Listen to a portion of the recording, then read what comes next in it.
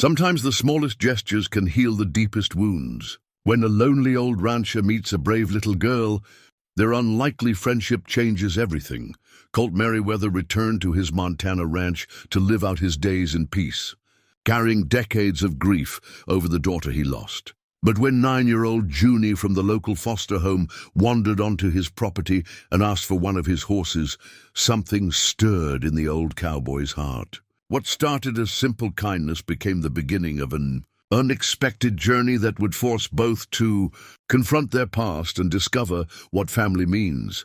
But what happens when two broken souls find exactly what they didn't know they were looking for? Before we jump back in, tell us where you're tuning in from. And if this story touches you, make sure you're subscribed, because tomorrow I've saved something extra special for you. The dust kicked up by Colt Merriweather's rental truck hung in the August air like a question mark, settling slowly over the gravel driveway he hadn't seen in 30 years. At 58, his hands had grown soft from decades of conference rooms and corner offices, but they still remembered the weight of work gloves and the burn of rope. Now as he stepped down from the cab, those same hands trembled slightly, not from age, but from the weight of coming home to a place that held too many ghosts. The Broken Arrow Ranch stretched out before him like a faded photograph, all the colors a little wrong after years of memory's touch. The main house still stood proud against the Montana sky, its wraparound porch sagging just enough to show the years, the red paint on the barn weathered to the color of dried blood. Behind the house, the crazy mountains rose like ancient sentinels, unchanged and unchanging, making everything else seem small and temporary by comparison.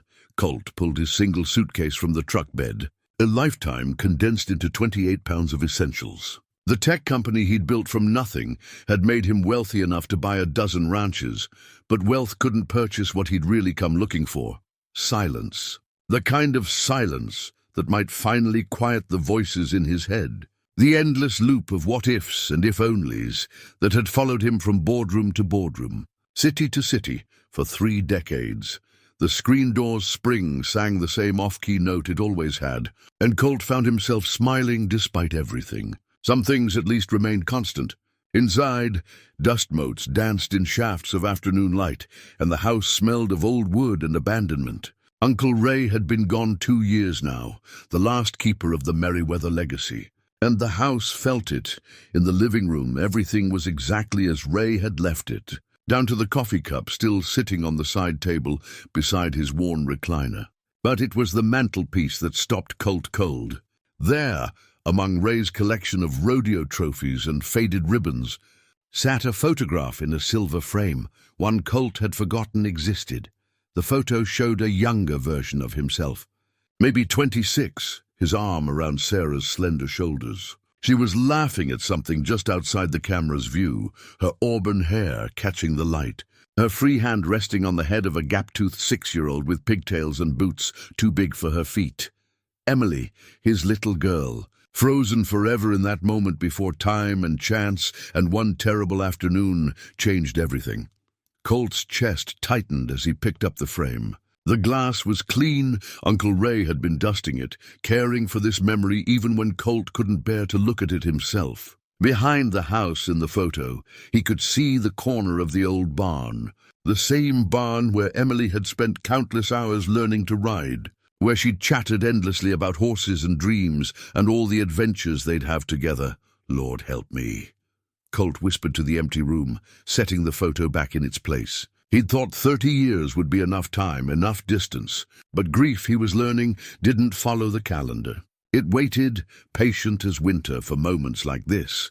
Through the kitchen window, he could see the pastures stretching toward the foothills, the fence lines intact but weedy, the grass tall and ungrazed. Ray had kept a few head of cattle over the years, but nothing like the operation their father had run. The horse barn stood empty, its doors hanging open like a mouth caught mid-sentence. That evening, as Colt sat on the porch with a beer and watched the sun paint the mountains gold, he noticed movement in the field beyond the main gate. A cluster of buildings sat about half a mile down the valley, newer construction, practical rather than pretty. As he watched, Children spilled out of those buildings like seeds from a broken pod, their laughter carrying on the evening breeze. They were too far away to see clearly, but their energy was unmistakable, the particular chaos of young life refusing to be contained.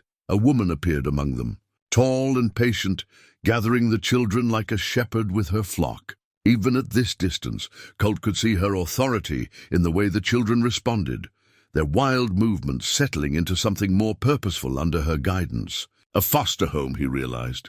Of course, Ray had mentioned it in his rare letters, how the county had built a group home in the valley.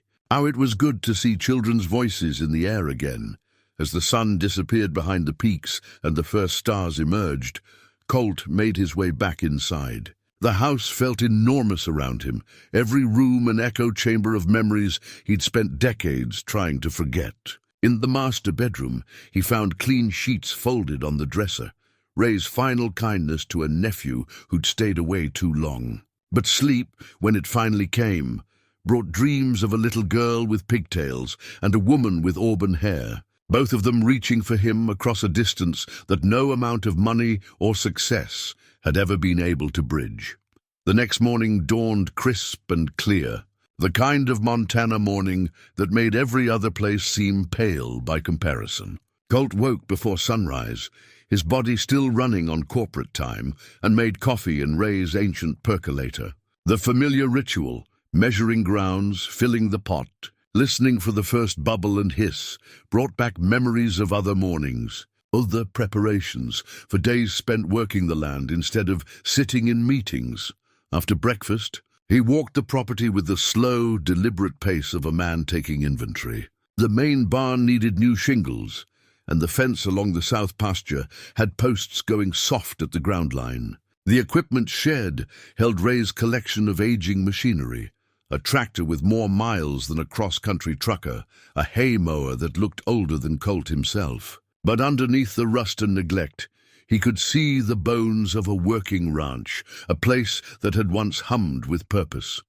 It was near the horse barn that Colt noticed the path. Someone had been walking this way regularly, wearing a track through the tall grass from the direction of the group home. The path led directly to the pasture fence, to a spot where the rails had been worn smooth by years of arms leaning against them. Whoever had made this path was shorter than average, child height. They'd been coming here often enough to leave permanent signs of their passage, drawn by something they'd found in this abandoned place. Standing there in the morning light, looking out over land that had shaped 4 generations of Merriweathers, Colt felt something shift inside him. It wasn't healing, that seemed too much to hope for. But it was something like recognition, as if the land itself was welcoming him home despite his long absence. The mountains hadn't changed. The sky was still the same impossible blue he remembered from childhood and somewhere in the valley. Children were waking up to another day of possibility. He thought again of the photograph on Ray's mantelpiece, of Emily's gap-toothed grin and Sarah's laughter frozen in silver and glass. For the first time in 30 years, the memory didn't feel like a knife between his ribs. It felt like what it was, a moment of love, preserved against time and loss, waiting for him to be strong enough to claim it again. Maybe, Colt thought as he walked back toward the house, that was enough of a beginning. Maybe that was all anyone could ask for, the chance to start over, to take the broken pieces of a life and see if they might still fit together in some new pattern. The path worn in the grass suggested he wasn't the only one who'd been drawn back to this place, looking for something that couldn't be found anywhere else. Behind him, the mountains caught the full light of morning, and the Broken Arrow Ranch stirred to life once more. 3 days into his return to the Broken Arrow, Colt had fallen into the rhythm of solitary mornings, coffee before sunrise, a walk around the property to assess what needed fixing, then breakfast in the kitchen, while the radio played country music older than most of the singers performing it. He was cataloguing the fence repairs he'd need to make when he heard it, a voice, high and clear, cutting through the morning air like a bird call. "Easy now, little one. Nobody's going to hurt you." Colt set down his coffee mug and moved to the kitchen window. There at the pasture fence about 50 yards from the house, stood a child.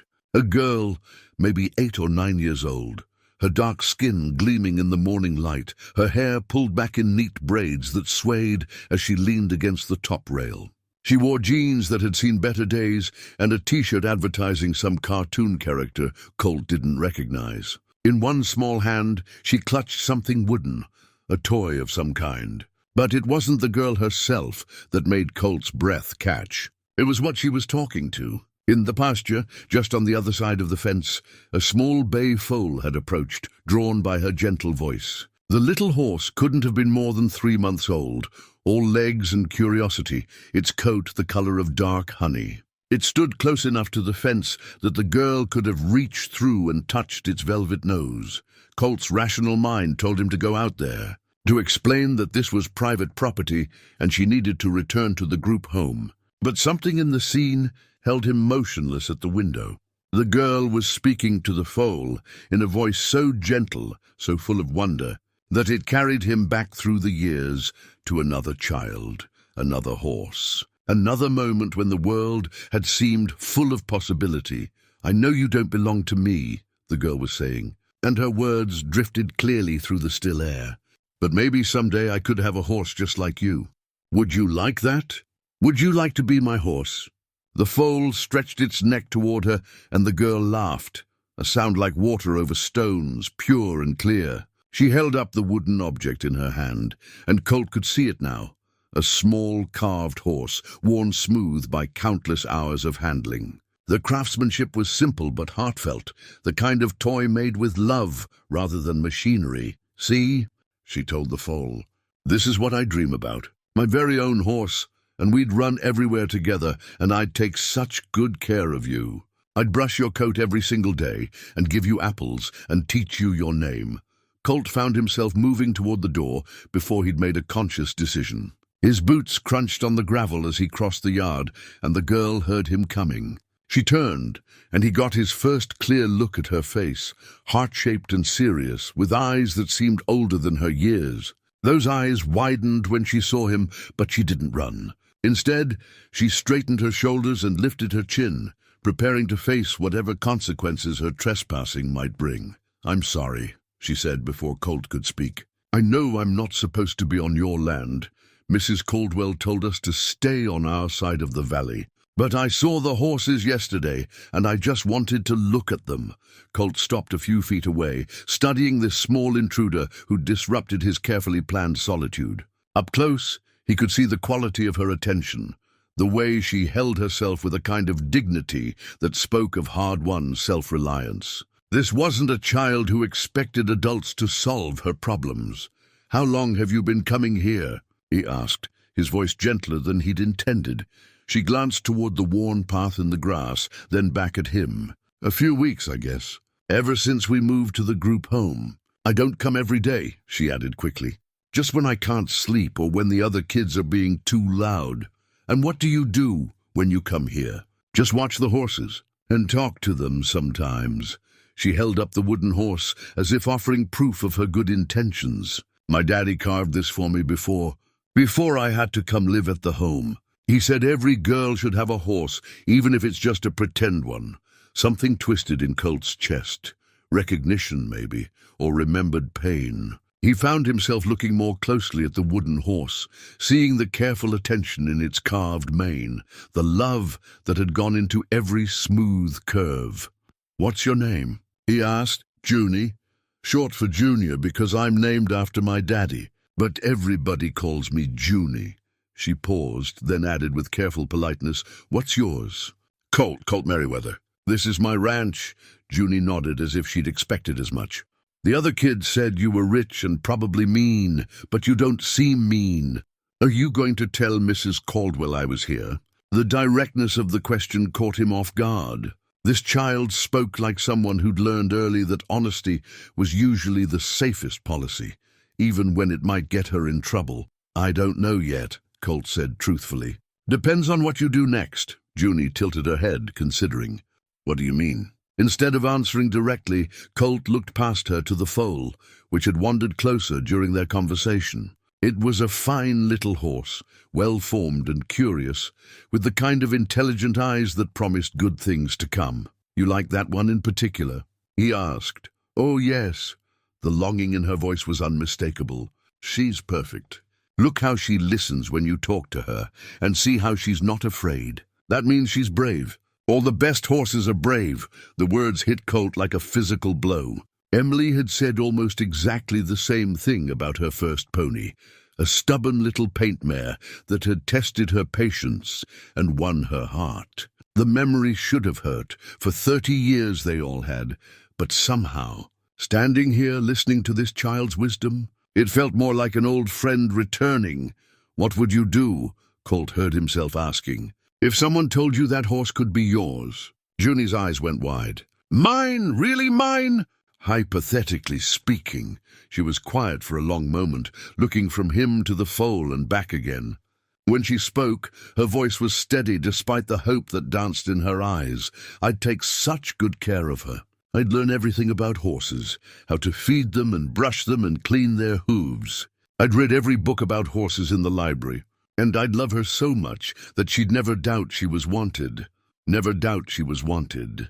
The phrase lodged itself in Colt's throat like a stone. Here was a child who understood something about being unwanted, about the hunger for a place to belong.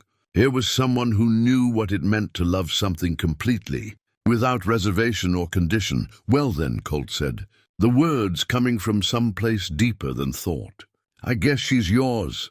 The silence that followed was profound. Junie stared at him as if he'd spoken in a foreign language.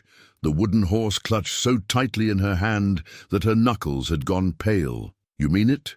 she whispered. "Really truly mean it?" "I really truly mean it. That little bay is yours now if you want her."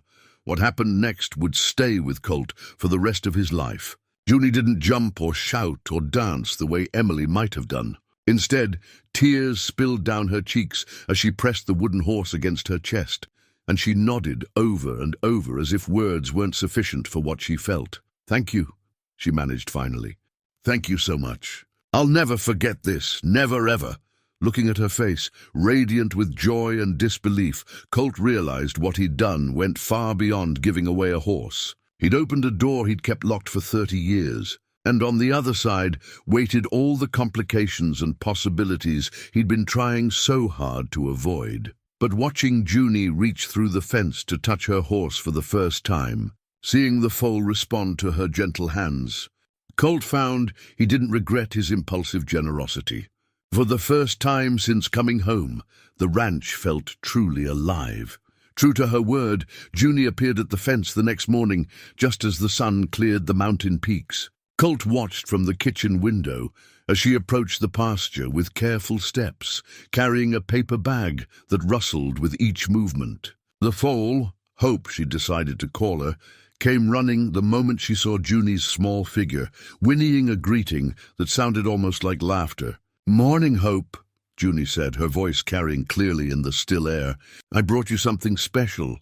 From the bag she produced an apple, quartered into small pieces. Colt smiled despite himself as he watched her offer each piece on her flattened palm, the way someone had taught her to do it safely. The foal accepted the treats delicately, her whiskers tickling Junie's hand and making the girl giggle. By the time Colt made it outside with his coffee, Junie had moved on to brushing Hope's coat with a curry comb that looked suspiciously new. "Where'd you get the brush?" he asked. Junie looked up, a flush creeping up her neck.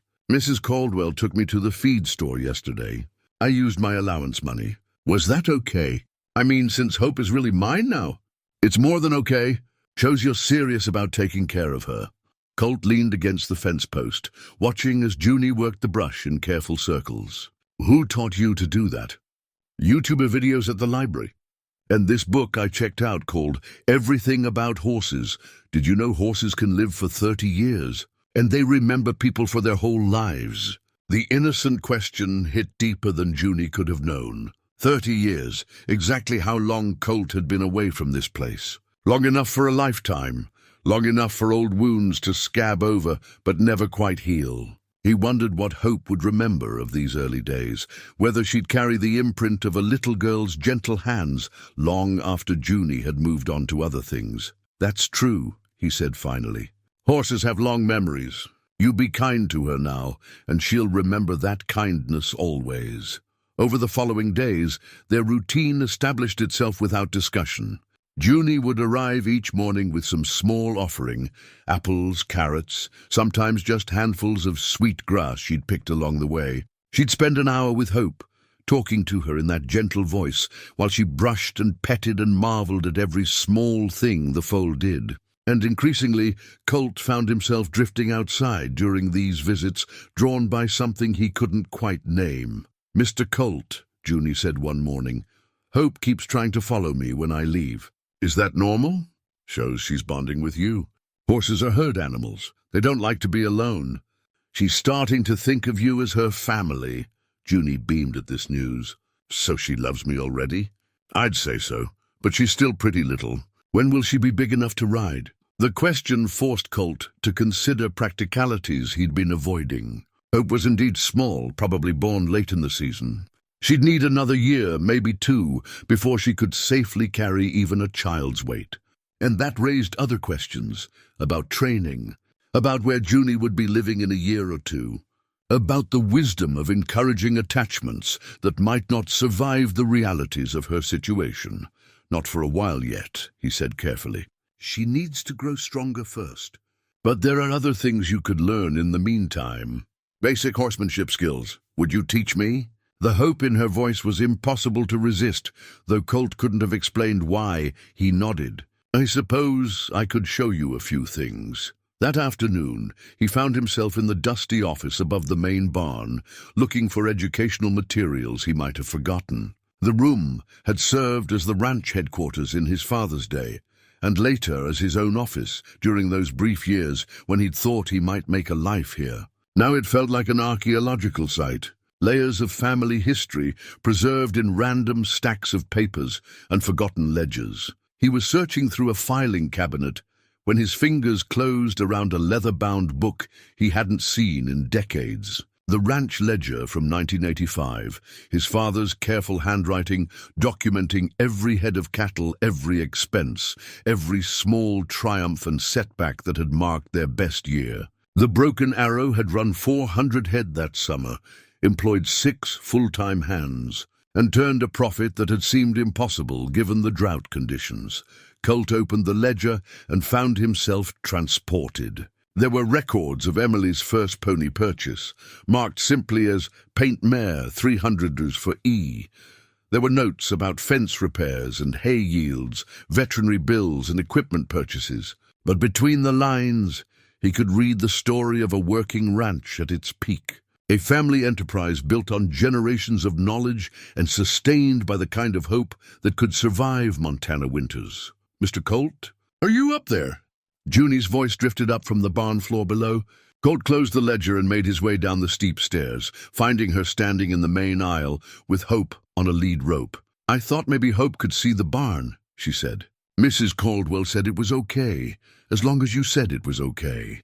The barn felt cavernous around them, empty stalls stretching down either side like vacant rooms in an abandoned hotel. Hope's hooves clicked against the concrete as Junie led her slowly down the aisle, both of them wide-eyed at the scale of the place. "How many horses did you used to have?" Junie asked. 30, maybe 40 at peak times. Draft horses for the heavy work, saddle horses for the crew, a few breeding mares. The words came easier than he'd expected. This was the foaling barn. Every spring we'd have new babies running around. It must have been amazing. It was something, Colt agreed. A lot of work, but yes, it was something. They reached the end of the barn, where the big doors opened onto the back pasture. Hope tugged toward the opening, eager to rejoin the other horses, but Junie held her back gently. "Mr. Colt, can I ask you something?" "Go ahead. Why did you stop? Having horses, I mean. Why did you let it all get empty?" The question hung between them like morning mist, visible and insubstantial at the same time. Colt looked out at the pasture, where the afternoon sun was painting everything gold, and tried to find words for a story he'd never learned how to tell. "Sometimes," he said finally, Life takes you in directions you don't expect. And by the time you figure out where you've ended up, it feels too late to go back. Junie nodded with the solemnity of someone who understood more about unexpected directions than most adults. But you came back anyway. I did. So maybe it's not too late after all. Standing there in the empty barn, watching a 9-year-old girl, gentle a foal, with hands that seemed to understand something about love that he'd forgotten. Colt began to think she might be right. The first time Junie brought friends, Colt nearly turned them away. He was replacing a broken fence board when he looked up to see not one small figure approaching, but 4, Junie in the lead, followed by 3 other children who walked with the careful uncertainty of people entering unfamiliar territory. They ranged in age from maybe 6 to 12, a mixed group united by the common experience of displacement that marked all foster children. "Mr. Colt," Junie called out as they approached, "I brought some friends to meet Hope. Is that okay?" The tallest of the group, a boy with serious eyes and prematurely adult posture, stepped forward. "We don't have to stay if you don't want us here. We know this is private property." There was something in the boy's tone, a weary acceptance of rejection that decided Colt. "It's fine. Just remember, horses are gentle creatures. No sudden movements, no loud noises." What followed was an hour of pure magic. Hope seemed to understand she was performing for an audience, prancing and tossing her head while the children watched in wonder. The youngest, a gap-toothed girl named Maya, clapped her hands in delight when Hope accepted an apple from her palm. The serious boy, who introduced himself as Marcus, asked thoughtful questions about horse care and ranch management that surprised Colt with their sophistication. But it was watching Junie in this setting that moved him most. She'd appointed herself Hope's official interpreter, explaining the foal's every gesture and mood with the authority of someone who'd studied her subject intensively. There was pride in her voice, but more than that, there was belonging. For perhaps the first time in her young life, she had something that was entirely hers to share. "She's beautiful," whispered a quiet girl named Sophia, reaching out to stroke Hope's neck. "Are you going to teach her tricks?" "Mr. Colt says she's too young to ride yet," Junie explained. "But when she's bigger, we're going to go on adventures together. Isn't that right, Mr. Colt?" Colt found himself nodding, though the casual certainty in her voice, "we're going to go on adventures," assumed a future he wasn't sure either of them could count on. Foster children, he'd learned from casual conversations around town, rarely stayed in one place long enough for long-term plans. After the other children returned to the group home, chattering excitedly about their horse encounter, Colt found his afternoon strangely empty. Without consciously deciding to, he'd gotten used to Junie's presence, the gentle sound of her voice mixing with Hope's soft wickers. The ranch felt bigger somehow in her absence, more hollow. The next morning, she arrived carrying a folded piece of paper, along with her usual offerings for Hope. After she'd finished her grooming routine, she approached the fence where Colt stood drinking his coffee. "I made you something," she said, suddenly shy, "to say thank you for letting my friends meet Hope." She unfolded the paper to reveal a crayon drawing that took Colt's breath away. It showed a small figure on horseback, recognizably Junie by her braids and confident posture, riding through a landscape of purple mountains and green pastures. The horse was brown with a flowing black mane, clearly Hope as imagined in her adult form. At the bottom, in careful block letters, she'd written, "Junie and Hope's Adventures." "It's beautiful," Colt said, and meant it. The drawing captured something essential about dreams and possibility, rendered in the bold strokes of someone who saw the world as it could be rather than as it was. "You can keep it if you want," Junie said.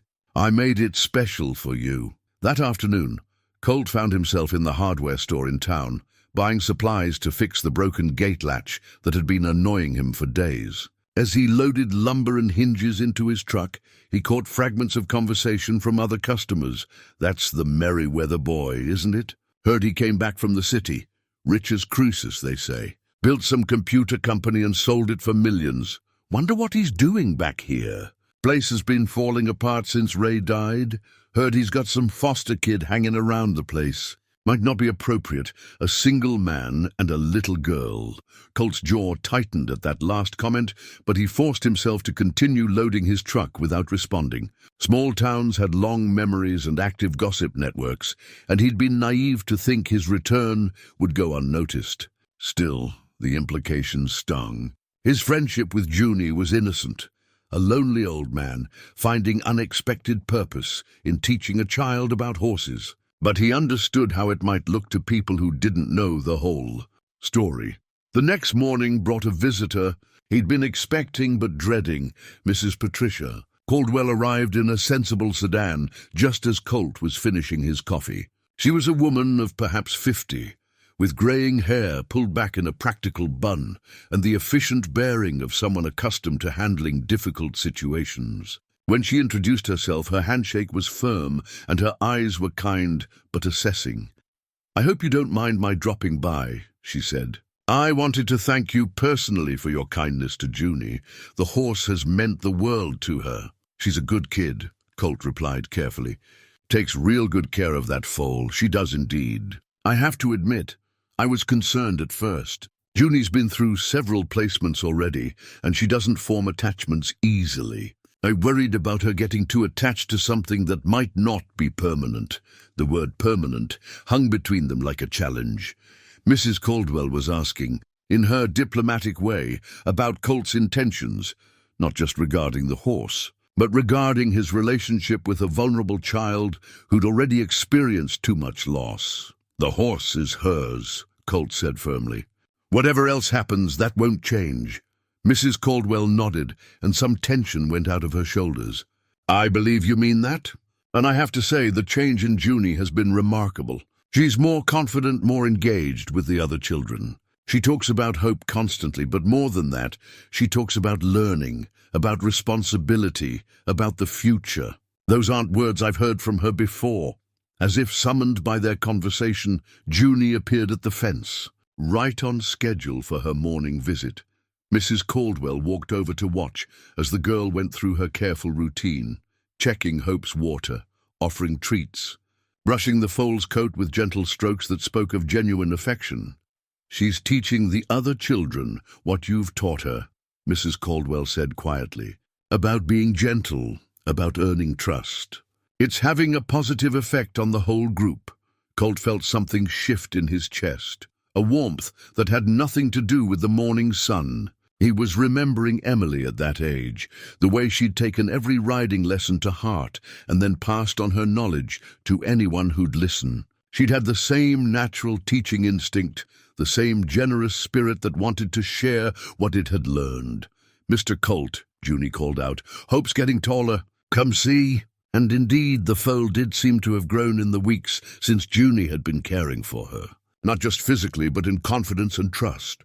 She approached humans now with curiosity rather than caution, secure in the knowledge that gentle hands meant good things.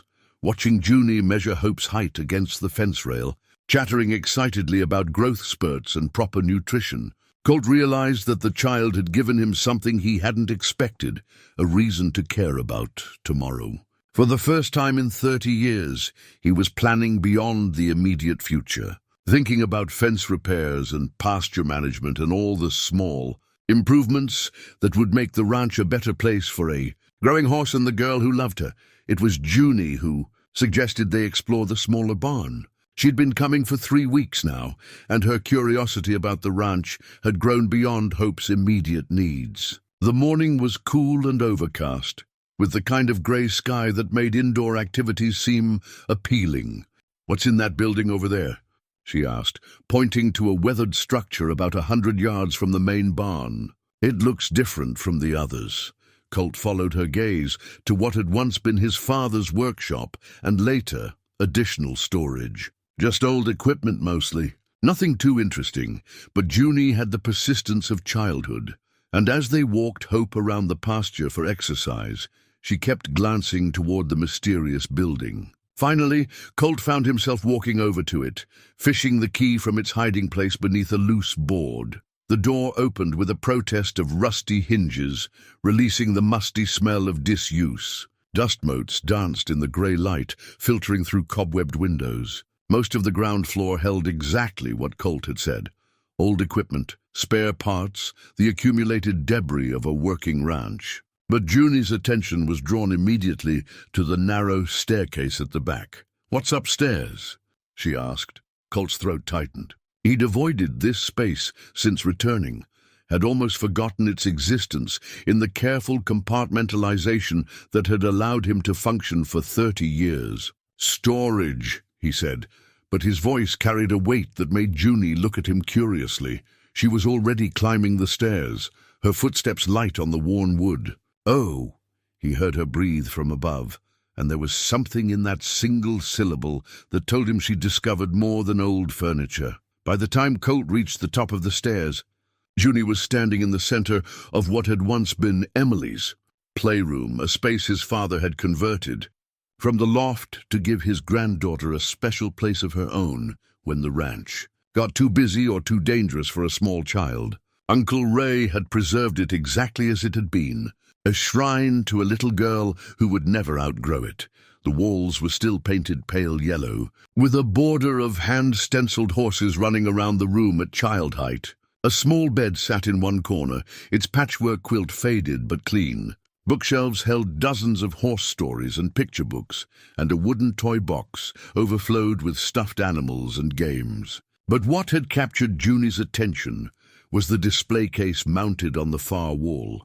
Inside, arranged with loving care, were Emily's riding ribbons and trophies, a dozen or more awards from local horse shows, ranging from participation ribbons to championship cups. But pride of place went to a single blue ribbon, larger than the others, with gold lettering that read, "Montana State Fair, Youth Barrel Racing Champion." "She must have been really good," Junie said quietly, her breath fogging the glass of the display case. "Was she your little girl?" The question hit Colt like a physical blow. For 30 years, he'd avoided speaking Emily's name aloud, had let people assume what they wanted about his past rather than opening that particular wound. But standing here, surrounded by the artifacts of a childhood cut short, he found the careful walls he'd built beginning to crumble. "Yes," he said simply. "Her name was Emily. She was about your age when she won that blue ribbon." Junie turned to look at him, her dark eyes serious and understanding, in a way that seemed older than her 9 years. "What happened to her?" "She died," Colt said, the words scraping his throat like sandpaper. "There was an accident. She was riding her horse along the creek and something spooked it. They both fell and she hit her head on a rock." The silence that followed was profound. Junie absorbed this information with the gravity of a child who'd learned early that life could be cruel and arbitrary. When she spoke again, her voice was gentle. "Is that why you went away? Because it hurt too much to stay here?" Colt nodded, not trusting his voice. He was remembering that terrible day, the frantic search, the discovery by the creek, the way Sarah's scream had torn through him like a knife. The years that followed had been a blur of grief and recrimination, his marriage dissolving under the weight of loss, his life slowly narrowing until it contained nothing but work and the careful avoidance of anything that might remind him of what he'd lost. "I'm sorry," Junie said, and there was something in her tone that told him she understood grief from the inside. "It's hard when people you love go away and don't come back." She moved around the room carefully, touching things with respectful fingertips. She examined the books, studied the photos on the dresser, picked up a small wooden horse that looked remarkably similar to her own treasured carving. "My daddy made me one just like this," she said, holding up the toy. "Before he had to go away." "Where did he go?" Colt asked gently. "Prison." The word came out matter-of-factly, without self-pity or shame. He didn't mean to hurt anybody, but sometimes, when people are sad and angry all the time, they make bad choices. That's what Mrs. Caldwell says. She set the wooden horse back in its place and turned to face him. "Is that what happened to you? Did you make bad choices because you were too sad?" The question was so direct, so free of judgment, that it took Colt's breath away. Here was a child who understood abandonment, who'd lived with the consequences of adults, who'd been overwhelmed by circumstances they couldn't control. She wasn't asking for explanations or apologies. She was simply trying to understand. "I suppose I did," Colt said. "I thought if I went far enough away, worked hard enough, built something successful enough, I could outrun the sadness. But sadness isn't something you can outrun." "No," Junie agreed. "It just follows you around until you find a way to make friends with it." The wisdom in her words stunned him. "How do you know that?" "Mrs. Caldwell tells us that all the time. She says everybody has sadness, but some people let it make them mean, and some people let it make them kind. She says we get to choose which kind of people we want to be." They spent the rest of the morning in Emily's room, and for the first time in 3 decades, Colt found himself talking about his daughter, not just the accident that took her, but the joy she'd brought to every day before that. He told Junie about Emily's fearlessness on horseback, her laughter that could fill a room, her endless questions about everything from why the sky was blue to how long it would take to ride to China. In return, Junie shared stories about her father, how he'd worked construction during the day and carved wooden animals at night, selling them at craft fairs to make extra money, how he'd taught her to whistle and to tie knots and to believe that every day held the possibility of something wonderful. "He wasn't a bad person," she said as they finally prepared to leave the room. "Just a sad one who forgot how to be happy," standing at the top of the stairs, looking back at the preserved remnants of his daughter's childhood. Colt felt something shift inside him, not healing exactly, but recognition. He and Junie were both carrying the weight of people who'd left them behind, people who'd loved them but hadn't been able to stay. Maybe, he thought, that shared understanding was the beginning of something new. "Come on," he said, surprising himself. "Let's go work on that fence. Hope's pasture could use some improvements, and I could use the help." Junie's smile lit up the dim room, like sunshine breaking through clouds. "Really, you'd let me help? Really? Every good rancher needs an assistant." As they walked back toward the house together, Colt realized he'd spoken Emily's name aloud for the first time in 30 years, and somehow the world hadn't ended. Instead, it felt like it might finally be ready to begin again. By the 6th week of their friendship, Hope had grown sturdy enough for basic ground training, and Junie's knowledge had expanded far beyond simple grooming. Colt found himself falling into the role of instructor with an ease that surprised him, muscle memory awakening after decades of dormancy. He showed Junie how to read a horse's body language, how to establish trust and respect, how to move around large animals with confidence rather than fear. "Remember, horses are prey animals," he explained, as they worked together in the round pen he'd hastily repaired. "They're always watching for danger. If you're nervous, they'll be nervous. But if you're calm and confident, they'll trust your judgment."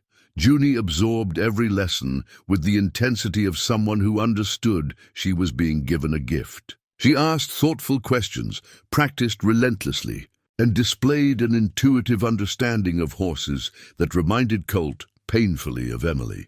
When she worked with Hope, there was something almost mystical about their communication. The way the young horse seemed to anticipate the girl's movements. The way Junie could calm Hope with nothing more than her voice. "She's got natural talent," Colt told Mrs. Caldwell during one of her increasingly frequent check-ins. They stood at the fence watching Junie lead Hope through a series of simple exercises, the girl's face radiant with concentration and joy. "I can see that," Mrs. Caldwell replied, but her tone carried a note of concern that made Colt look at her more closely. "Mr. Merriweather, I need to discuss something with you." About Junie's situation. The seriousness in her voice made Colt's stomach tighten. "What about it?" "We've been contacted by a family in Billings. The Hendersons. They're good people, stable, experienced with older children. They've expressed interest in providing Junie with a permanent placement." The word permanent hit Colt like a punch to the chest. "Permanent?" "Adoption, potentially. It's what every foster child dreams of, a real family, legal security, the chance to put down roots." Mrs. Caldwell paused, watching Junie stroke Hope's neck. "The problem is, Junie doesn't want to go. She says she's already found her home." Colt felt something fierce and protective rise in his chest, an emotion so strong it left him breathless. The thought of Junie being taken away, of her losing hope just when their bond had deepened beyond mere ownership, was intolerable. But more than that, the thought of his own days returning to their former emptiness felt like contemplating death. "What are her options?" he asked carefully. "Legally, very few. She's a ward of the state, and the state's priority is finding her a traditional family environment." Mrs. Caldwell studied his face intently. "Unless, of course, someone else were to petition for guardianship. Someone who could demonstrate stability, financial security, and genuine commitment to her welfare." The implication hung between them like morning mist. Colt understood what she was suggesting and what she wasn't quite willing to say outright. The decision would have to come from him, and it would have to be wholehearted. There could be no trial period, no testing the waters. Junie had been disappointed too many times by adults who'd eventually decided she was too much trouble. That weekend brought the annual Founders' Day celebration in town, a modest affair featuring a pancake breakfast, craft booths, and a small rodeo that drew participants from ranches throughout the valley. Colt hadn't attended in 30 years, but when Junie mentioned wistfully that she'd never seen a real rodeo, he found himself loading hope into the horse trailer he'd borrowed from a neighbor. "Are you sure about this?" Junie asked as they drove toward town, her excitement barely contained. "Hope's never been away from the ranch before. She'll be fine," Colt assured her. "Sometimes horses need to see new places, meet new people. Builds character." The Founders' Day grounds buzzed with activity when they arrived. Children ran between booths, selling cotton candy and homemade crafts while their parents caught up on local gossip. The rodeo arena had been set up in a field behind the community center, and several dozen horses were tied to trailers, their owners preparing for various events. Colt helped Junie unload hope, acutely aware of the attention they were drawing. He caught fragments of whispered conversations as people recognized him. The wealthy exile who'd finally come home. The mysterious city businessman who'd become a hermit on his family's old ranch. But there was curiosity rather than hostility in most of the looks they received, and several people approached to admire Hope and compliment Junie on the foal's obvious good care. "She's beautiful," said an elderly woman with kind eyes. "You must be very proud." "I am," Junie replied with quiet dignity. "Mr. Colt taught me how to take care of her properly." Later, as they watched the barrel racing competition, Junie grew quiet and thoughtful. The teenage riders displayed skill and confidence that made their horses look like extensions of themselves, flowing through the tight turns with grace and speed that drew cheers from the crowd. "Someday," Junie said softly, "when Hope's big enough, could we try that?" "If you keep working hard and learning everything there is to know about horsemanship, I don't see why not," Colt replied, though the promise felt dangerous to make. Where would Junie be in 2 years when Hope was old enough for serious riding? Would she still be here? Or would she be living in Billings with the Henderson family, visiting the ranch only in her memories? That evening, as they prepared to leave, Colt found himself in conversation with Doc Patterson, the veterinarian who'd cared for ranch animals when Colt was young.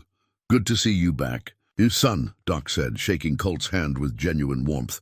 "Your father would be proud of what you've done with your life, would he?" Colt asked, surprised by the question that had haunted him for decades. "Course he would. You took your grief and built something productive with it, helped a lot of people along the way. That's what good men do. They find ways to turn pain into purpose."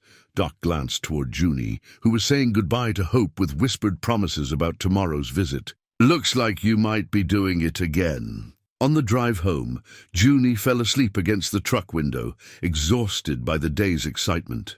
Colt glanced over at her peaceful face, struck by how natural it felt to have her there, to be responsible for getting her safely home, to be the person she trusted with her dreams and fears. When had she become so essential to his sense of purpose? That night, unable to sleep, Colt found himself in the dusty office again, this time pulling out boxes he'd avoided since his return. In the third box, buried beneath tax records and old correspondence, he found what he hadn't even realized he'd been looking for, his marriage certificate to Sarah, dated 32 years ago on a June morning when the future had seemed bright with possibility. Looking at the faded document, Colt remembered the man he'd been then, young, optimistic, ready to build a family and a legacy on this land his ancestors had claimed. That man had made promises about forever, about love that could survive anything. He'd believed in permanence, in the power of commitment to create something lasting and beautiful. Now, holding the certificate in his weathered hands, Colt wondered if it might be possible to become that man again. Not the same person, but someone capable of the same faith in the future. Someone willing to make promises he intended to keep, to open his heart to the possibility of loss, because the alternative, a life without connection, was no life at all.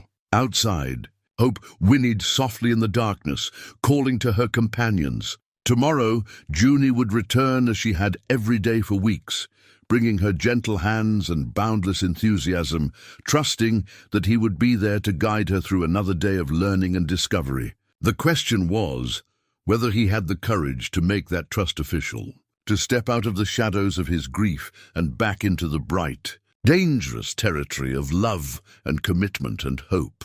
The call came on a Tuesday morning in October, just as the aspens were turning gold and the first frost had touched the high meadows. Colt was repairing a gate hinge when he heard the phone ringing in the house, its shrill tone cutting through the crisp air with unusual insistence. By the time he reached it, Mrs. Caldwell's voice was already filling the answering machine with words that would change everything.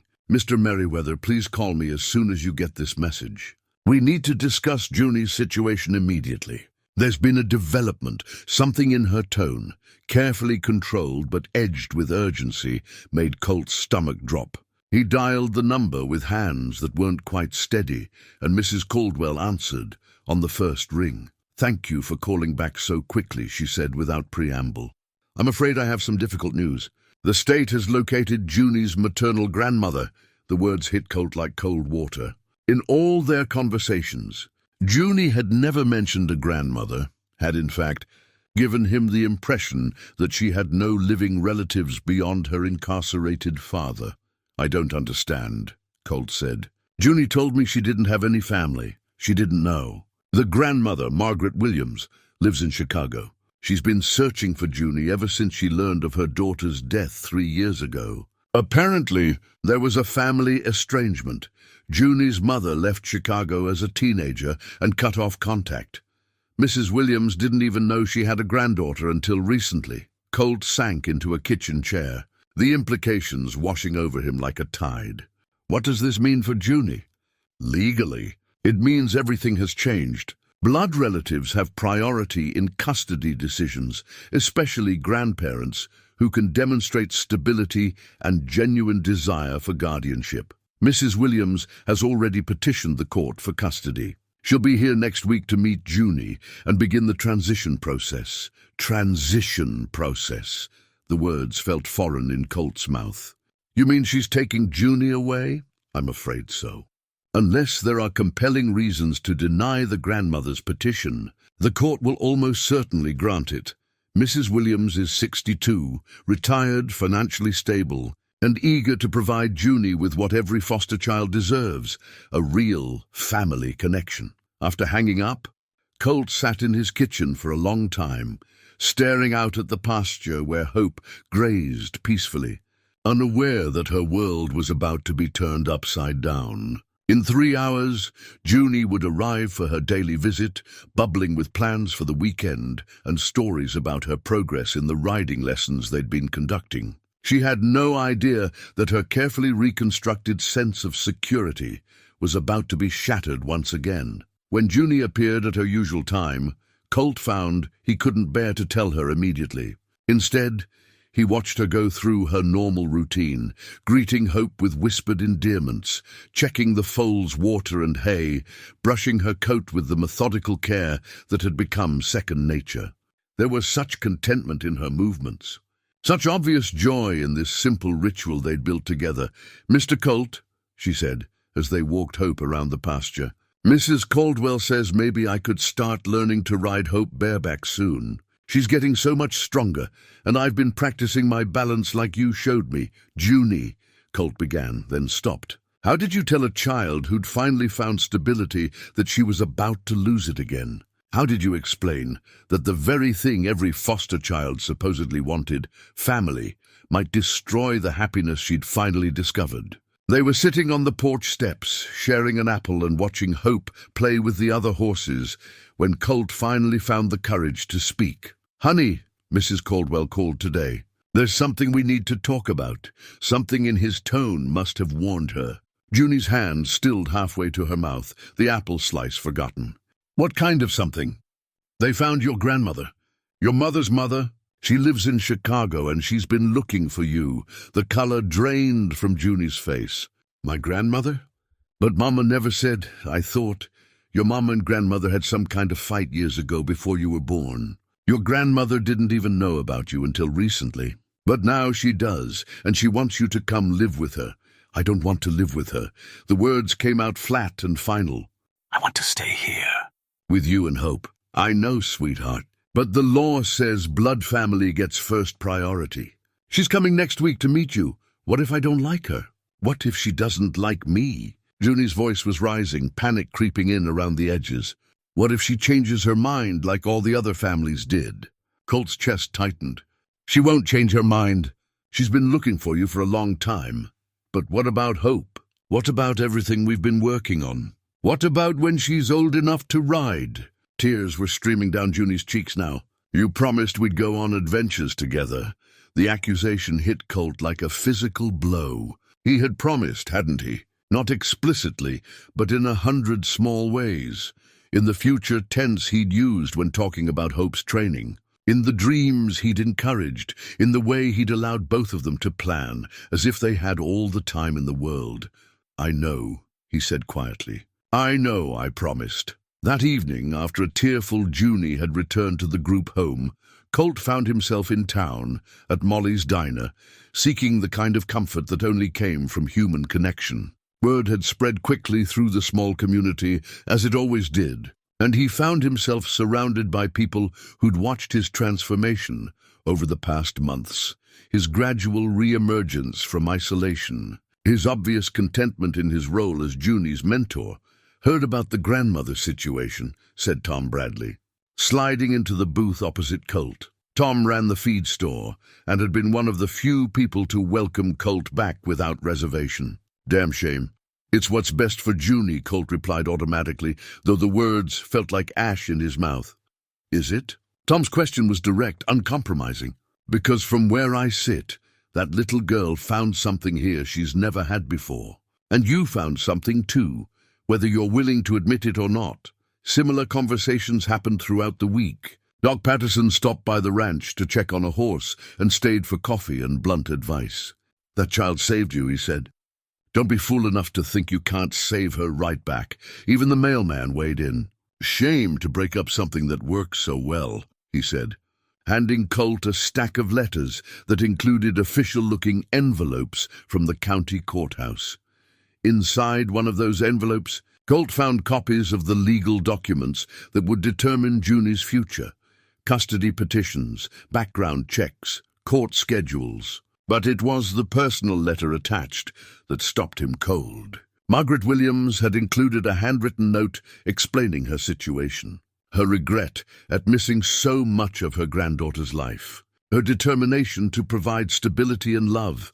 "I know this must be difficult for everyone who has cared for Junie," she wrote in careful, precise script. "But I hope you understand that I've been searching for my daughter's child for 3 years.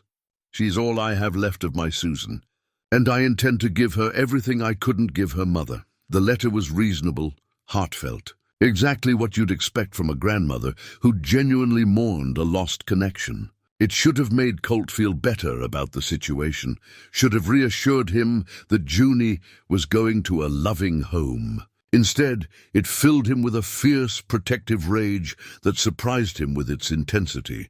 This was his child now, not legally, not biologically, but in every way that mattered. He'd watched her bloom from a guarded, wary little girl into someone confident and joyful. He'd seen her gentle hope from a skittish foal into a trusting companion.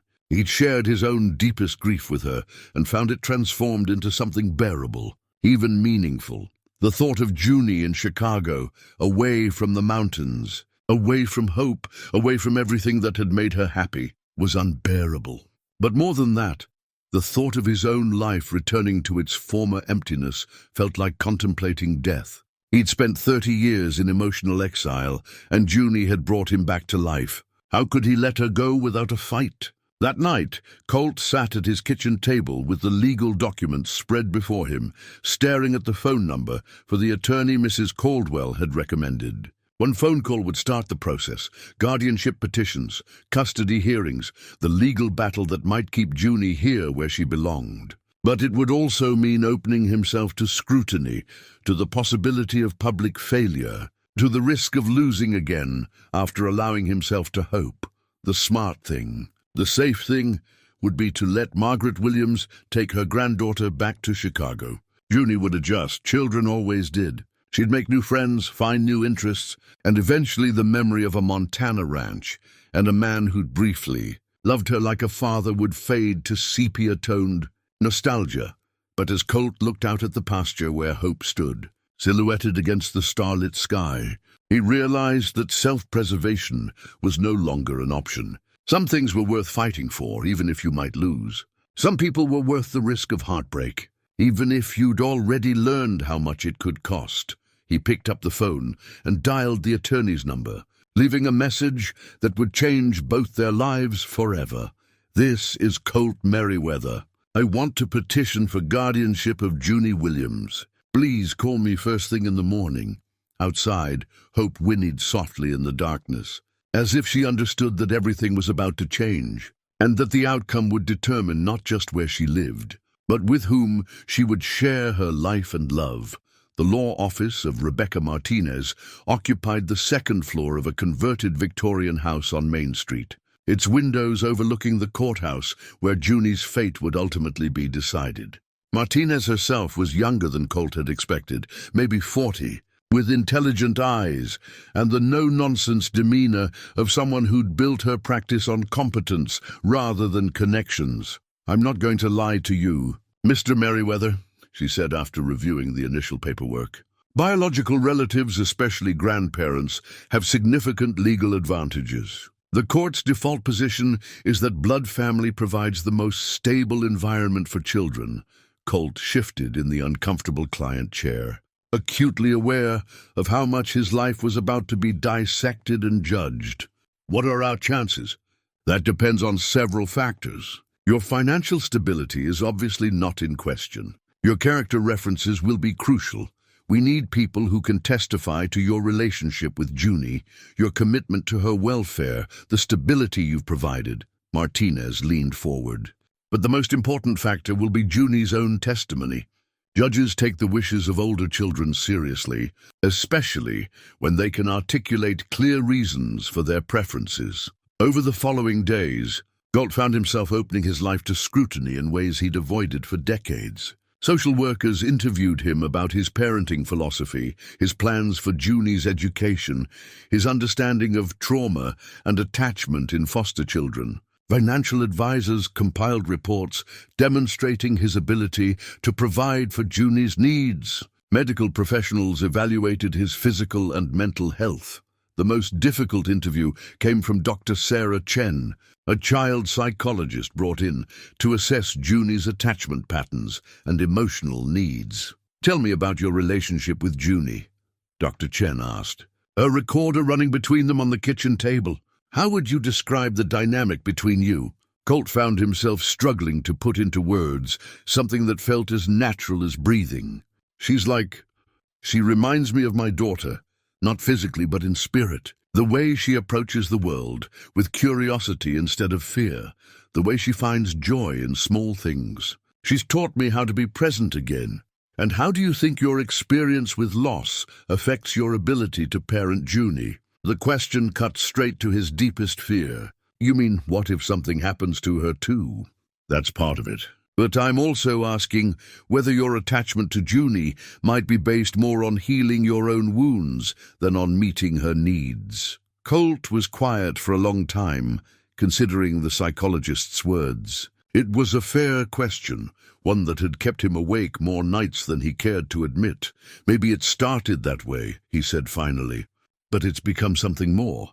When I watch her with hope, when I see her confidence growing, when she trusts me with her fears and dreams, it's not about Emily anymore. It's about Junie and the person she's becoming, and my part in helping her get there."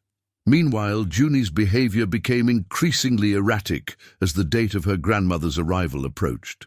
She would arrive at the ranch in seemingly good spirits, then dissolve into tears without warning. She began pushing boundaries, testing whether Colt's patience had limits, whether his commitment could survive her worst moments. One afternoon, she deliberately left Hope's gate unlatched, allowing the foal to wander into the neighboring pasture where she could have been injured by the larger horses. When Colt found her, she was sitting by the creek, throwing stones into the water with angry, violent motions.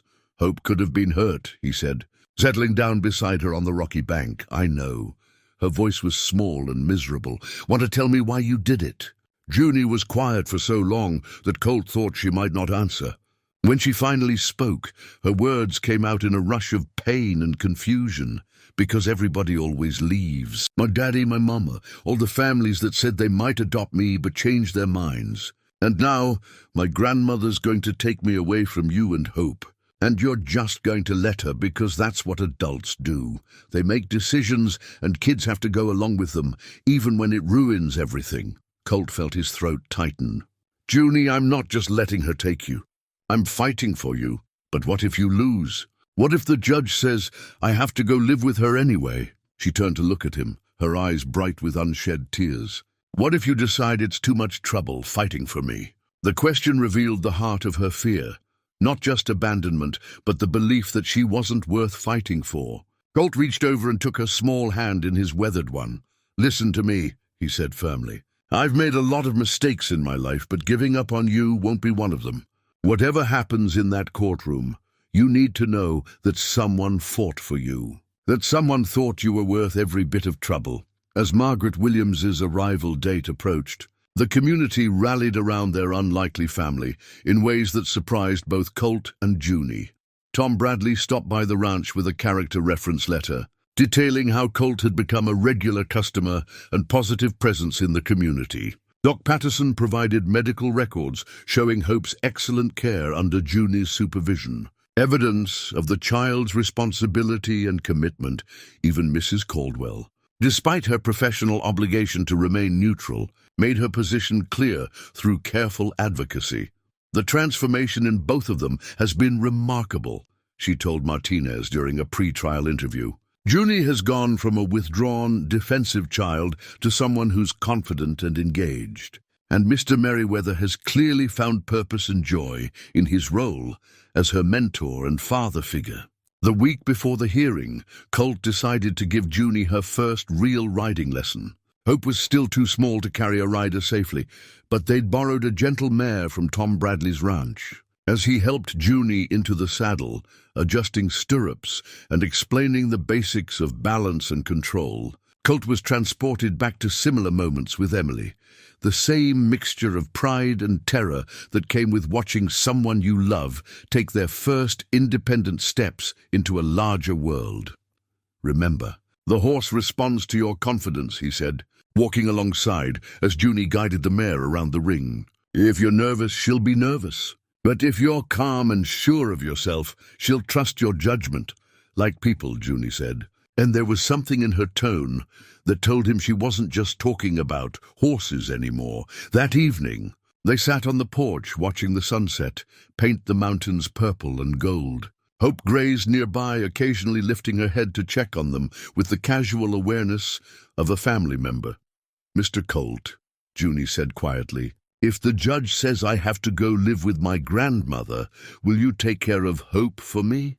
The question hit him harder than he'd expected. "Junie, I know you're fighting for me, and I know you mean it when you say you won't give up. But grown-ups don't always get to decide what happens to kids. And if I have to go, I want to know Hope will be safe. Colt was quiet for a moment, looking out at the foal they'd both come to love. If that happens, Hope will always have a home here. And so will you, whenever you're old enough to make your own choices about where you want to live. You promise? I promise. Later that night, alone in his study, Colt spread the adoption papers across his desk, forms that would make legal what had already become true in his heart. The paperwork was thorough, invasive, asking questions about everything from his parenting philosophy to his plans for Junie's education. But as he worked through each section, filling in details about the life he envisioned for them, Colt found himself imagining not just the immediate future, but years ahead. Junie graduating from high school, maybe going to college, coming home for holidays with stories about her adventures in the larger world. For the first time in 30 years, he was planning a future that included someone else's happiness as essential to his own. The night before Margaret Williams was scheduled to arrive, Junie appeared at the ranch earlier than usual, before dawn had fully broken over the mountains. Colt found her in Hope's stall, curled up in the corner with the foal's head resting in her lap. "Couldn't sleep," she said when he approached. "Kept thinking about everything that's going to change." "Change isn't always bad," Colt said, settling down in the straw beside them. "Isn't it? Every time my life changed before, it got worse. But not this time.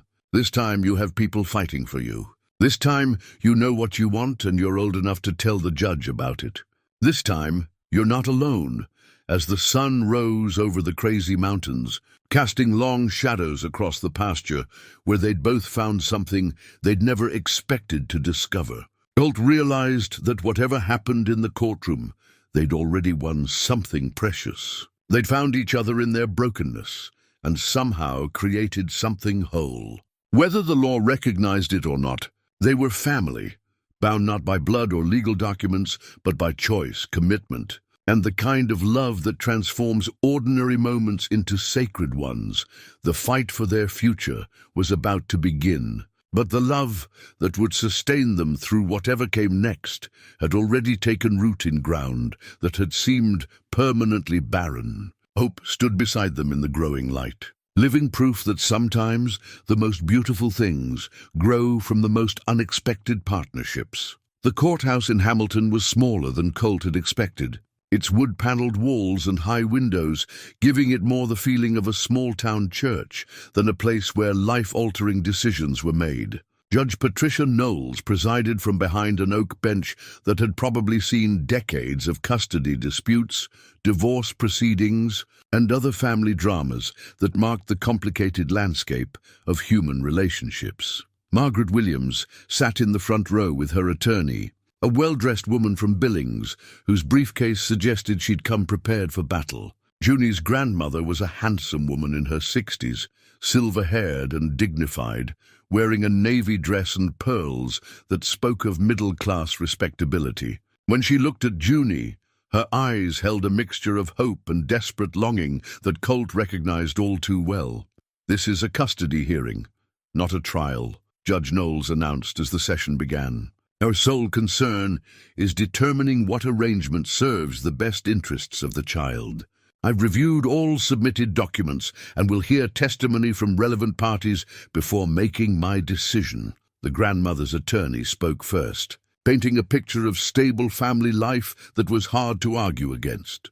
Margaret Williams had raised 2 children successfully, owned her own home in a good neighborhood, and had the financial resources to provide for Junie's needs. Most importantly, she offered blood kinship, the biological connection that had been severed by tragedy, but could now be restored. Mrs. Williams has spent 3 years searching for her granddaughter, but the attorney argued. She represents Junie's connection to her mother's family, her cultural heritage, her rightful place in a multi-generational family structure. While we appreciate Mr. Merriweather's temporary care, the child belongs with her biological family. When Margaret Williams took the stand, her testimony was heartfelt and compelling. She spoke about her daughter Susan's troubled relationship with authority, her decision to leave Chicago as a teenager, and the years of silence that followed. "I know I failed my daughter," she said, her voice steady but emotional. "I was too strict, too judgmental about her choices. When she left, I thought she'd come back eventually.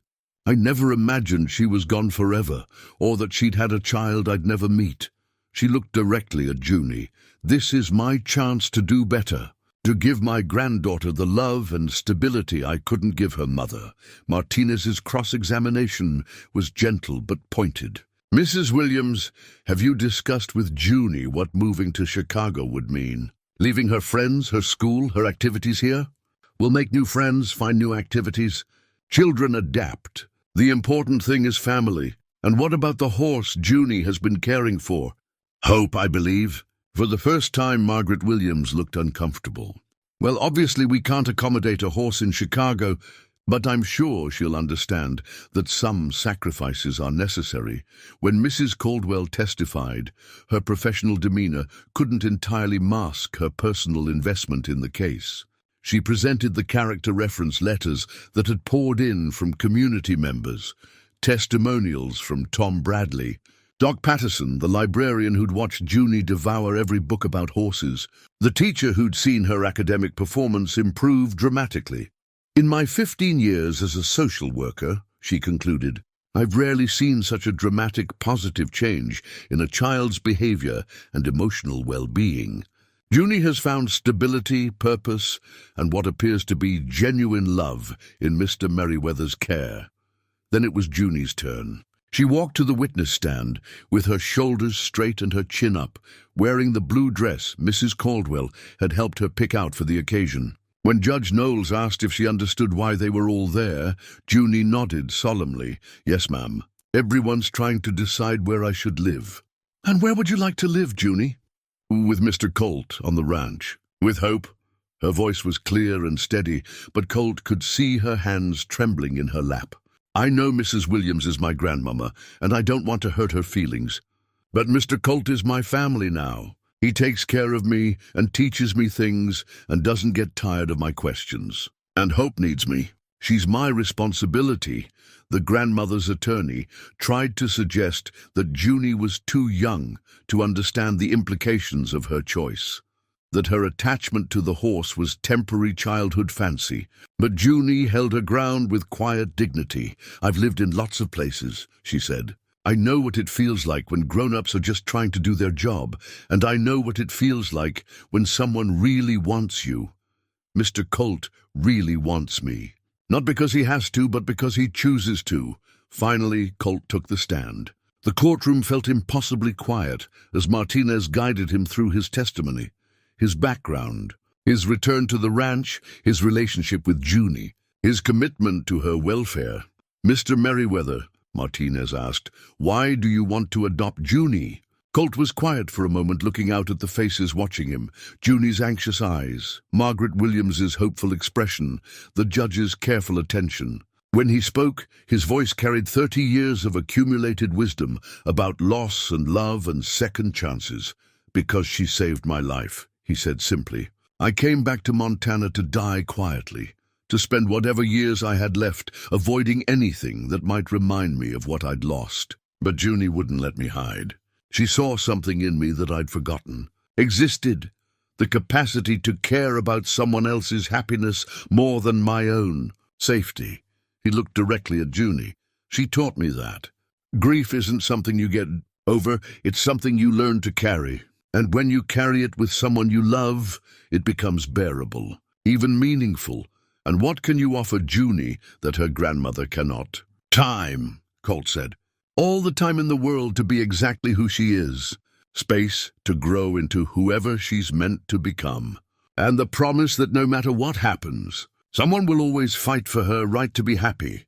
The courtroom fell silent as Judge Knowles made notes, her pen scratching against paper, the only sound in the hushed space. Outside, autumn rain began to fall against the windows, and Colt found himself thinking of Hope standing in her stall, waiting for Junie to come home. Judge Knowles set down her pen and looked out over the courtroom, her expression revealing nothing of the decision that would reshape 2 lives. The silence stretched until it became almost unbearable. broken only by the steady drumming of rain against the tall windows and the soft rustle of papers being straightened and restacked. "This case presents the court with a complex situation," she began, her voice carrying the weight of judicial authority. "We have a biological relative seeking custody of a child she has never met, and a non-relative who has developed what appears to be a genuine parental relationship with that child." Colt's heart hammered against his ribs as he watched the judge's face for any hint of her decision. Beside him, Junie sat perfectly still, her small hands folded in her lap, her eyes fixed on the woman who held her future in her hands. In the gallery behind them, he could hear Tom Bradley shifting in his seat, Mrs. Caldwell's quiet breathing, the subtle sounds of a community holding its collective breath. "The law generally favors placement with biological relatives," Judge Knowles continued, "based on the assumption that blood relationships provide the most stable foundation for child rearing. However, the law also requires that we consider the best interests of the child above all other factors." Margaret Williams leaned forward in her seat, hope and anxiety warring across her features. She'd flown from Chicago with dreams of reuniting with her lost granddaughter, of healing old wounds and creating new memories. Her love was genuine, Colt knew, but love alone wasn't always enough to overcome the complexities of attachment and belonging. "In reviewing the testimony and evidence," the judge said, "I'm struck by several factors. First, the dramatic improvement in Junie's emotional well-being and academic performance since beginning her relationship with Mr. Merriweather. Second, her clear and consistent expression of where she feels most safe and happy. And third, the extraordinary level of community support for the placement she has requested." Judge Knowles paused, looking directly at Junie with something that might have been kindness. "Junie, you've been very brave today, speaking so clearly about your feelings and wishes. The court takes the preferences of children your age very seriously, especially when they're expressed as thoughtfully as yours have been." Junie nodded solemnly, her chin trembling slightly but her gaze steady. "Mrs. Williams," the judge continued, turning to Margaret, "your love for your granddaughter is evident, and your desire to provide her with family connection is admirable. However, the court must consider that Junie has experienced multiple disruptions in her young life. Stability is not just about financial security or family structure. It's about emotional consistency and the continuation of relationships that have proven beneficial." Colt felt his throat close. Was she preparing to grant custody to Margaret after all? The judge's careful words could be interpreted as either preparation for disappointment or hope for the best. "Therefore," Judge Knowles said, her voice becoming firm and decisive, "it is the order of this court that temporary guardianship of Junie Williams be granted to Colton Merriweather, with the understanding that Mr. Merriweather will petition for adoption within 6 months. This arrangement serves the child's expressed wishes while allowing time for all parties to adjust to this decision." The words hit the courtroom like thunder. Colt felt the world shift around him, 30 years of grief and isolation cracking open to make room for joy so profound it left him breathless. Beside him, Junie made a sound that was half sob, half laugh, and threw herself into his arms with the abandon of someone who'd finally stopped bracing for disappointment. "We get to stay together?" she whispered against his shoulder. "We get to stay together," Colt confirmed, his voice rough with emotion he'd spent decades suppressing. Behind them, the gallery erupted in quiet celebration. Tom Bradley pumped his fist in the air. Mrs. Caldwell wiped tears from her eyes. Doc Patterson nodded with the satisfaction of someone whose faith in human nature had been vindicated once again. But it was Margaret Williams who surprised everyone. As Colt and Junie embraced, she rose from her seat and walked over to them, her own eyes bright with unshed tears. When they looked up, she was smiling, not the brittle smile of someone trying to hide disappointment, but something genuine and warm. "Congratulations," she said quietly. "Both of you." Junie looked uncertain, unsure how to respond to this unexpected graciousness from the woman who might have taken her away. "I'm sorry," Junie said softly. I didn't want to hurt your feelings. Margaret knelt down until she was at Junie's eye level, taking the child's hands in hers. Sweetheart, you didn't hurt my feelings. You showed me something I needed to see, that love isn't just about wanting someone. It's about wanting what's best for them. Even when that's hard to accept, she looked up at Colt, and he saw recognition in her eyes. One parent acknowledging another. One person who'd experienced loss, understanding someone else's gratitude for unexpected grace. I hope, Margaret said to both of them, that you'll let me be part of your lives. I'd like to know my granddaughter if she's willing. And maybe, she smiled through her tears, I'd like to meet this famous horse I've been hearing about. Judge Knowles brought her gavel down with a decisive rap that seemed to echo through the courtroom and beyond. Into the future they were all just beginning to imagine. The sound marked not just the end of legal proceedings, but the beginning of something new, a family born not of biology, but of choice, commitment, and the kind of love that transforms broken places into fertile ground for growing hope. Outside, the rain had stopped, and autumn sunlight was breaking through the clouds like a promise of better weather ahead. As they walked toward Colt's truck, Junie's hand secure in his, he thought about hope waiting for them back at the ranch, and about all the tomorrows that now stretched ahead of them, bright with possibility. 1 year later, the Broken Arrow Ranch hummed with the kind of life it hadn't seen in decades. The morning air carried the sound of children's laughter mixed with the gentle nickering of horses, and the sight of Colt Merriweather teaching a group of young riders in the restored arena would have amazed anyone who'd known him in his years of isolation. Remember what I told you about balance? He called out to Marcus, who was guiding a patient gelding around the ring with the concentrated focus of someone determined to master this new skill. The horse can feel every shift in your weight. Sit deep, keep your heels down, and trust him to do his job. Beside the arena, Junie sat on the fence rail with her friend Sophia, both girls chattering excitedly about the upcoming county fair, where Junie would compete in her first official barrel racing event. At 11 now, she'd grown taller and more confident, her riding skills having developed to the point where she could handle Hope, now a 3-year-old mare, with the easy partnership that comes from years of patient work together. Think you're ready? Sophia asked, watching as Hope pranced in the pasture, showing off for the other horses with the playful arrogance of youth. We've been practicing every day, Junie replied. But Mr. Colt says it's not about winning. It's about doing your best and having fun with your horse. That was vintage Colt these days. Patient, encouraging, focused on building confidence rather than demanding perfection. The transformation hadn't happened overnight. There had been difficult moments in those early months of adjustment. Times when old grief threatened to overwhelm new joy. Nights when both he and Junie had to learn how to trust that their connection was permanent rather than temporary. But they'd weathered those challenges together, and what had emerged was stronger for having been tested. The ranch itself reflected their partnership. What had been neglected and overgrown was now well-maintained and purposeful. The pastures were healthy, the fences solid, the barns clean and organized. But more than that, the place felt alive again, not trying to recapture its former glory, but creating something new that honored the past while embracing the future.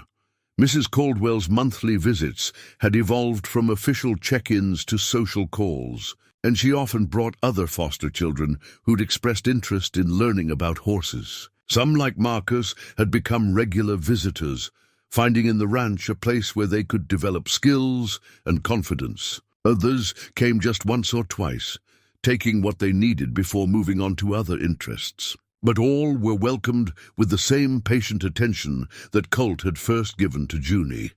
"You've created something special here," Mrs. Caldwell told him one afternoon, as they watched a group of children grooming horses under Junie's careful supervision. She'd appointed herself the official teacher for beginners, passing on everything Colt had taught her with the generous spirit of someone who'd learned that knowledge shared was knowledge multiplied. "We created it," Colt corrected gently. None of this would exist without Junie. She showed me that healing doesn't happen in isolation. It happens in relationship. The truth of that observation was evident everywhere you looked. Colt had become a fixture in the community again, serving on the school board, sponsoring the local 4-H club, attending church with Junie on Sundays, not because he'd found religion, but because he'd found purpose. His relationship with Margaret Williams had evolved into something neither of them had expected, a friendship built on their shared love for Junie and their mutual recognition that family could take many forms. Margaret visited twice a year now, timing her trips to coincide with important events in Junie's life. She'd been there for the adoption finalization, tears streaming down her cheeks as she watched the judge make legal what had been true in every other way for months. She'd cheered from the stands at Junie's first horse show, and she'd helped plan the birthday party that had become an annual tradition at the ranch. "I understand now," she'd told Colt during her most recent visit, "why Junie fought so hard to stay here. It's not just about you or even about hope. It's about belonging to something larger than herself, that something larger had expanded in ways none of them had anticipated." The ranch now hosted an annual summer camp for foster children, teaching riding skills alongside life skills like responsibility, patience, and the care of other living things. Local families had begun bringing their children for lessons, and Colt had quietly established a scholarship fund to ensure that economics never prevented a child from learning to ride. The most symbolic change had come 6 months ago, when Hope gave birth to her first foal, a spirited bay colt that Junie had named Junie. Watching the new mother with her baby, seeing the continuation of life, and the passing on of trust from one generation to the next, had filled Colt with a sense of completion he'd never expected to experience again. As the sun set on this particular evening, painting the crazy mountains in shades of purple and gold that never failed to take his breath away, Colt found himself on the porch where this story had really begun. Junie was at the kitchen table inside, working on homework with the focused attention she brought to everything important in her life. Hope grazed peacefully in the pasture with Junie gambling beside her, and the other horses dozed in the gathering dusk. On the mantelpiece inside, the old photograph of Emily and Sarah had been joined by a new family portrait, Colt and Junie with Hope and Junie, taken by a professional photographer who'd captured not just their faces, but the genuine affection and trust that bound them together. It wasn't a replacement for what had been lost, but rather evidence that love could grow in ground that had seemed permanently barren. Sometimes, when the light was just right, and the evening breeze carried the sound of horses settling for the night, Colt could almost feel Emily's presence, not as grief or longing, but as approval. She would have loved Junie's fierce independence, her gentle way with animals, her generous heart that somehow had room for everyone who needed care. The ranch was quiet now, except for the small sounds of evening, horses blowing softly in their stalls, the distant call of a night bird, Junie's pencil scratching against paper as she worked through math problems that would have seemed impossible a year ago. These were the sounds of home, of family, of a life built not on the absence of sorrow, but on the presence of love strong enough to carry whatever grief remained. Family, Colt had learned, wasn't about bloodlines or legal documents, though both had their place. Family was about showing up day after day, choosing to care for someone else's dreams and fears as if they were your own. It was about creating space for growth and offering safety for rest. It was about believing that tomorrow could be better than today and working to make it so. In the growing darkness, Hope lifted her head and nickered softly, a sound of contentment that seemed to echo across the valley like a promise that some stories, at least, could end in grace.